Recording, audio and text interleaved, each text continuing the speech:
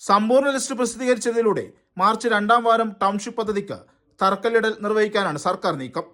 ഒരു വർഷത്തിനുള്ളിൽ വീടുകൾ കൈമാറാനും തീരുമാനിച്ചിട്ടുണ്ട്. ഇന്ന് പുറത്തിറക്കിയ ബി ലിസ്റ്റിന്റെ കരട് പട്ടികയിൽ 70 കുടുംബങ്ങൾ ഉൾപ്പെട്ടു. 10-ാം വാർഡിൽ 18-ഉം 11-ൽ 37-ഉം 12-ൽ 15 കുടുംബങ്ങളുമാണ് ബി പട്ടികയിലുള്ളത്. വാസയോഗ്യമല്ലാത്ത ഇടങ്ങളിൽ വീടുള്ളവരെയാണ് എ ലിസ്റ്റിൽ ഉൾപ്പെടുത്തിയിരുന്നത്. ഇതിൽ 81 കുടുംബങ്ങൾ ഉൾപ്പെട്ടിട്ടുണ്ട്. വാസയോഗ്യമല്ലാത്ത നോഗോ സോൺ ഇടങ്ങളിൽ ഒറ്റപ്പെട്ടുപോയ കുടുംബങ്ങളും ടൗൺഷിപ്പിലേക്ക് മാറ്റപ്പെടും. ഇതോടെ മുണ്ടക്കൈയിലെ ഭൂരിഭാഗം കുടുംബങ്ങളും ടൗൺഷിപ്പിൽ ഉൾപ്പെടും. വിട്ടുപോയതായി പരാതികളുണ്ടെങ്കിൽ മാനദണ്ഡപ്രകാരം അർഹരാണെങ്കിൽ ഇവരെയും ഉൾപ്പെടുത്തും.